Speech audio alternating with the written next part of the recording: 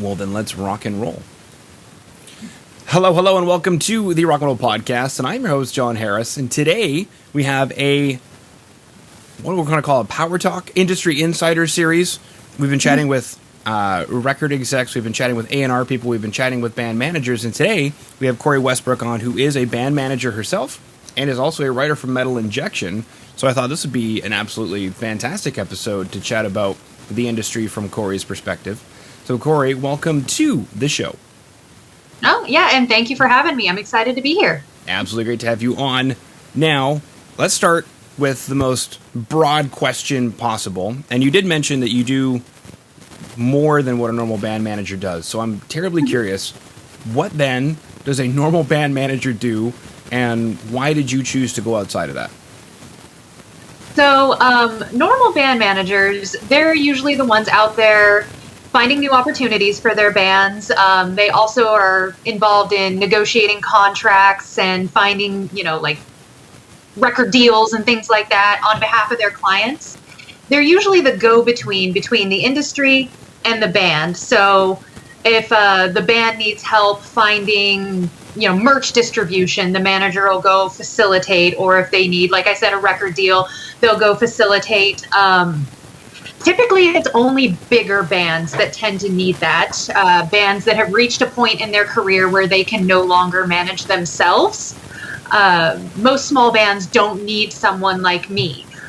The reason I went outside of that is I have an odd background with like a grab bag of digital marketing skills, web development, graphic design, social media management, all of that kind of stuff all wrapped into one. I've been doing marketing for about 13 years, and I've gained a lot of different skills over those 13 years. The band that I manage is still quite small and technically would not need a normal band manager. But in addition to going and finding them distribution and, facilitating between who's pressing their CDs and their vinyl and all of that stuff, I also built their website. I manage all of their ads. I help manage their social media.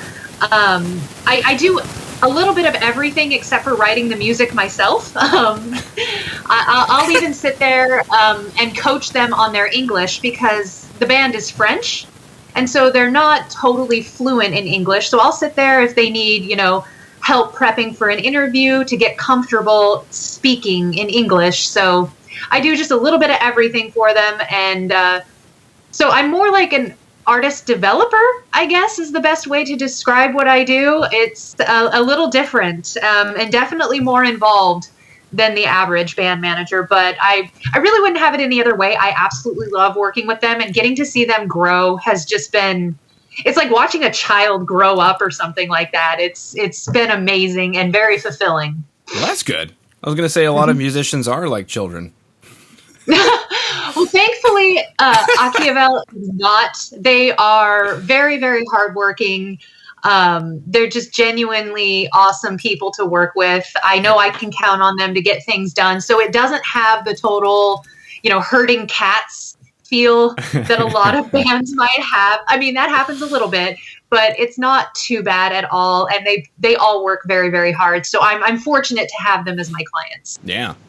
That takes me back to Jim Rohn. I don't know if you are familiar with Jim Rohn, but he had the analogy of leadership is like herding cats. And if you can learn how to herd cats, then your paycheck will be huge. That was his whole speech.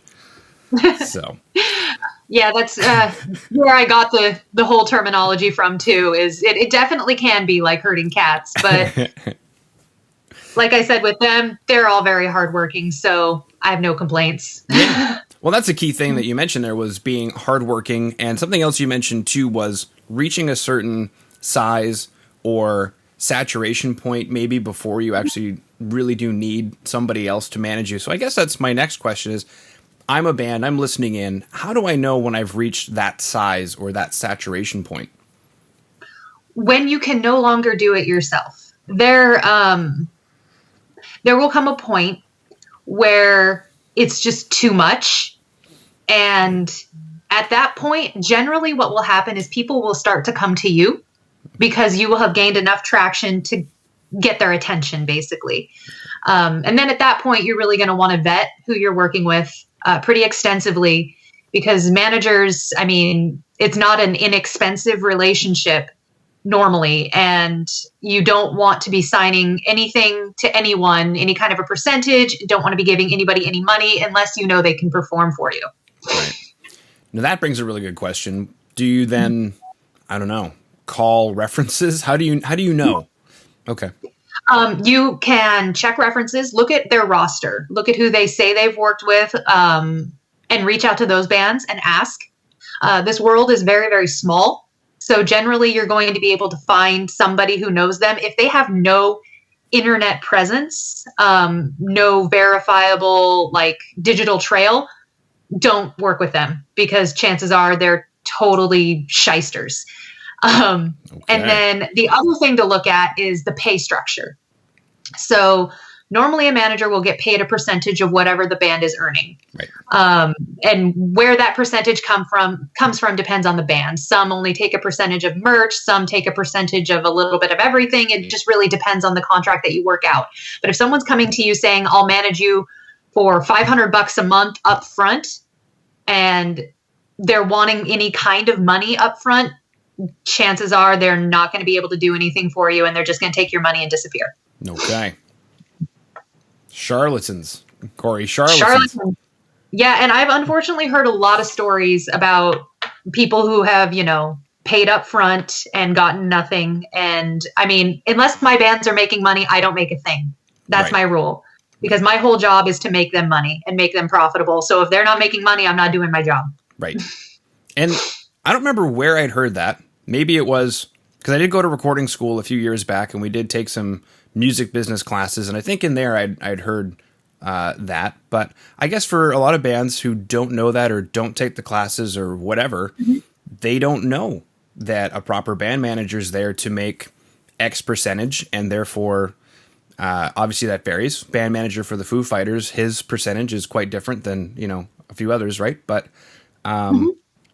therefore, if he is able to help, well, that brings up another question, right? Band management at different stages. For what reason would the Foo Fighters need one? Very different than the reason that the band that you have currently needs one, right? Exactly. And like I said, with the band that I have, my relationship is a bit different. But, someone like the Foo Fighters, that manager is going to be organizing all of their events, all of their interviews, all of that stuff. They're going to be the one handling the merch contracts, and just they're going to be doing all of that industry go-between stuff that the band really shouldn't be handling. They should be focusing on being creative and creating content. Yeah. Okay. Cool. So you heard it here first in Rock Metal Podcast, bands out there, that if you've got somebody approaching you and they want money up front, they're a shyster. Don't do it. They're a shyster. And yes, I do remember hearing that in some class, somewhere in a music business class or something, that managers don't make money unless you do. Mm-hmm. And it's definitely confusing because people like PRs, they do get paid up front because their job is to spread the word. Now, if your PR campaign doesn't work out, then you don't work with that person again. But their job is to spread the word. So that's what you're paying them to do. A manager's job is to make the band profitable. So band's not profitable, their job is not done. Right. It's just kind of, it gets a little confusing in how different people in the industry are paid. But yes, if anybody's asking for money up front, don't do it. Mm-hmm. Run away. Mm-hmm. Exactly. Yeah. Mm-hmm. Boom. Okay. Now, something else you mentioned too was artist development. Now, in this particular case, you mentioned like coaching on interviews and whatnot. Do you also do any live coaching, like how to put on a show, how to come out on stage, how to leave stage, things like that? Right now, I haven't done a whole lot of that, obviously, because of the whole pandemic situation. But yes, it is something that, like image coaching, that I, kind of offer. But again, that's also not normal for a band manager to do. Usually they'll have like an art director or a creative director or something involved with that. But at the band that I work with at their stage, since they are still small, I'm just like the all-in-one grab bag of stuff that they need. Groovy. Okay, so artist development is not a part of it. I was going to ask more questions about artist development, but that is not a part of it. It's not normally what a manager does. It is what I do, but I am not normal. So Right. Well, I guess maybe a small question then, actually, just to bend on some of your expertise, is what goes into artist development that maybe a band can do themselves? Like, should they videotape themselves on stage? What should they be looking for? So learning everything that they can about the business. Artists typically at a small stage should be able to organize their own merch, organize whoever's going to be doing the artwork for like their t-shirts and their albums and stuff. Their graphic designer, which I actually ended up being that for the band that I work with. Go Corey! It's an odd relationship, I will admit. And then learning how to manage an ad campaign is going to be very valuable, even if the band doesn't end up ever doing that. Understanding their audience and how to reach them is going to be probably the most valuable piece of development a band can do. Because if you don't know where your audience lives or what's attracting them to your music, then you're not going to be able to reach them and then expand upon that audience. Right. You're bringing in the marketing savvy now. Exactly. Like I said, Swiss Army knife of marketing skills over here. That's right. Well, that go into establishing the brand, BRAND as well. Brand. So things like coming up with your voice. How do you want your bio written? What kind of a persona do you want to put out there? Do you want to be more, humorous, or do you want to be more serious? Things like colors. What kind of a color scheme do you want to use? And so that your brand is consistent as you move forward. I usually recommend like 5 colors that you work with that are yours, that is what you use throughout everything. Voice, colors, and then getting your digital platform fully set up is something that every band should do. So that's all of your social media, be on every platform. I get a lot of people complaining about Twitter, and they don't like Twitter and they don't want to be on Twitter. Be on Twitter. You should have one on every major platform. Yeah. Getting your YouTube set up. I have actually run into bands that didn't have their own YouTube set up under the band name, which why? And having your website and like an EPK set up so that you actually have something to present to people when somebody from the industry wants to talk to you, or when you're blasting out your press release, you actually have something solid to be sending out to the different media outlets. Now, what goes into an EPK? And for anybody who doesn't know, that's an electronic press kit, which is basically a nice little package that describes everything I need to know in 10 seconds about your band? More or less, yes. So it should have, if you're doing an EPK for a new release, it should have the MP3s for the new release, promo photo, band bio, all of those kind of pieces that somebody would need to, say, write a review. So all of those pieces wrapped into one. And this should never be, this is a pet peeve, never be an attachment. Don't ever attach those. Chances are it will get bounced by an email server, especially if it's a big attachment. So it should live somewhere that you can link to, be it a Dropbox, be it a password-protected web page. I mean, I've seen them many different ways. So Dropbox, Google Drive, password-protected web page. There are, or if you're hiring a PR, chances are they will build you an EPK in Holix. So. Okay. Yeah. And for anybody who doesn't know, Holix is like a professional backend. I call it a backend solution because I didn't know about it until I started doing the podcast. I started getting sent things, and I was like, oh, so this is how things get sent around, on the back end. And not everybody does use it. I do still get like Google Drive. I still get Dropbox. I do sometimes get attachments, and for some reason, it looks very inundating at the bottom of my email to have 10 attachments. 10 attachments. And for some reason in Dropbox, it doesn't look so inundating. No, And you can nicely organize everything in Dropbox. So you can have a folder that says promo pics. You can have a folder that says, the album title and MP3s, a folder that's, bio and band information. So you can organize it quite nicely in Dropbox. I do like Dropbox and I like Google Drive a lot. And if you're hiring an outside PR, chances are, though, they probably will use Holix if they're a more established PR. Yes, exactly. It's a very good way to slip that in there about Curtis. He's very established. Well, not just Curtis. Most of the label PRs use Holix too, or they use a password-protected web page on their own web hosting. Yes. I've seen one or the two. Boom. Okay. One last question, and then we'll move, I think, into metal injection. We'll inject the metal into there. Is you mentioned social media, and one of the vibes that I get myself from bands on social media, and that I've chatted with a couple A&R people, is if you don't know how to do it, just don't do it, because you're shooting yourself in the foot.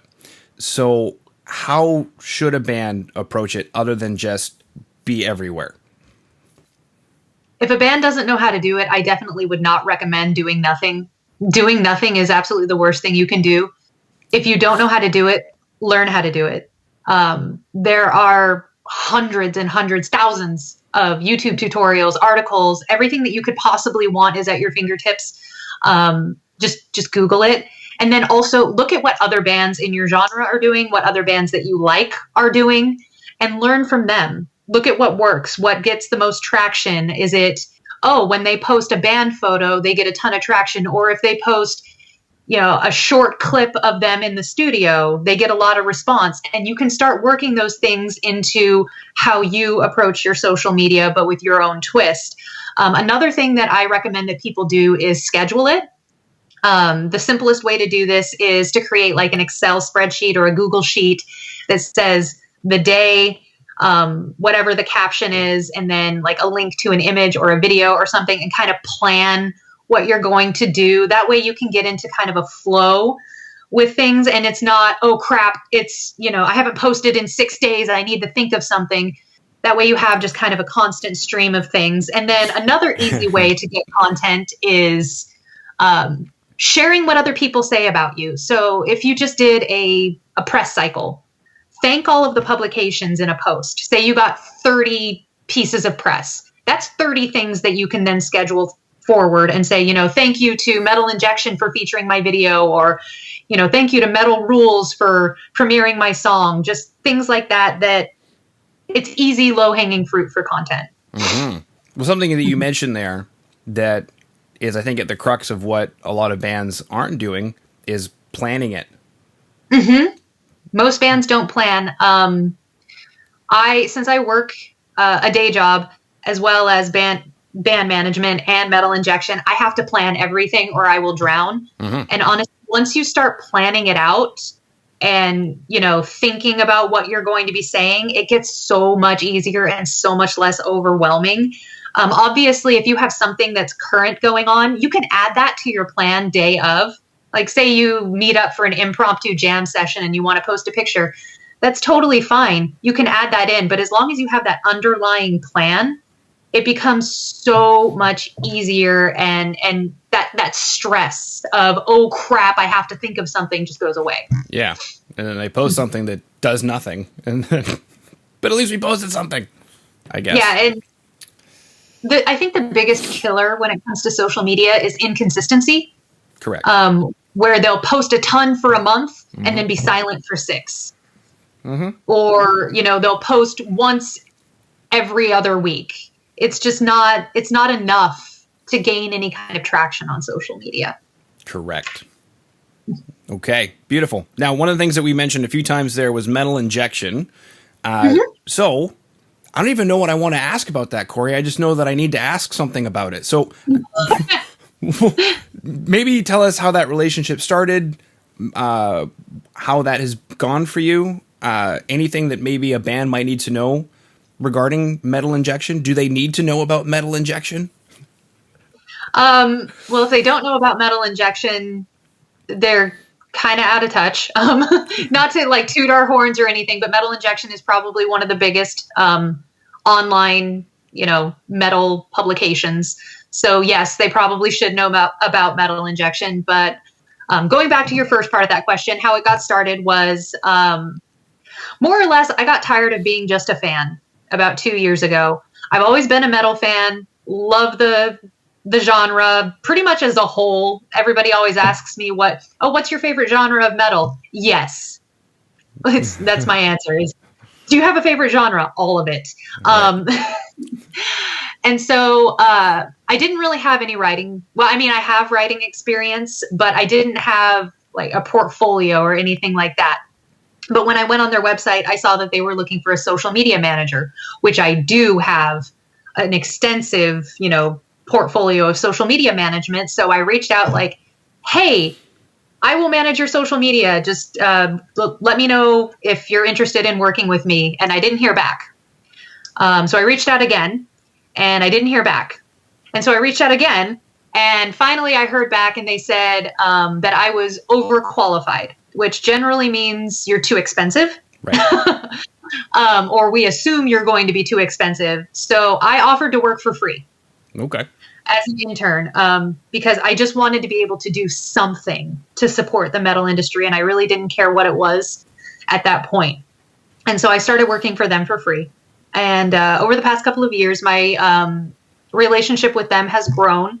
I do still manage like their Instagram and everything like that. And like mod all the comments on the website. And that's a lot of fun. But I also started writing for them. I don't have anywhere near the credits somebody like Greg has, but I did start writing for them. I handle a lot of premieres. I also help Frank with the monthly Slay at Home Fest that we do. And it just kind of grew from every time they needed something, they were like, hey, do you think you can help out with? Yes, I can. Even if I didn't fully know what I was doing, it was always yes. And so I just kind of established myself as somebody that they could count on to pick up whatever it was that needed to be picked up. And I started off with projects that were tedious and honestly not that much fun. But I did them. And now I get to do a lot more fun stuff. So it's a blast. Bending back on that hard working thing that we talked about at the very beginning. Yeah. When you're in this industry, you're going to work harder than you ever thought you would ever have to, or you're not going to be able to really get anywhere. You can't have hobby level commitment and expect professional level results. You're going to have to bust ass, basically, is all it is. Wow. Okay. Well, you heard it right here. Bust ass, people. Yep. You cannot be, if you want to do this full time, you can't commit part time. Correct. And I work anywhere from 90 to 120 hours a week, all in, with everything that I do. So it's a definite commitment, but every minute of it is worth it because I love this genre and I love the people that I work with. So it's worth it to me. Well, and with hair like that, I mean, how do you do it? I don't sleep. Oh. I drink a lot of coffee. Okay. Well, thank you for taking time out of your busy schedule then to come onto the show and chat with me and chat with us. Oh, this has been awesome. I mean, like I said before we started, I don't get a whole lot of people wanting to interview me. It's usually me interviewing the other people. Right. So it's a nice change of pace. Cool. All right. Well, and hopefully something I said is helpful to someone somewhere. That's right. Beautiful. Well, thanks for coming on. Yeah, not a problem. Do you have any other questions for me? No.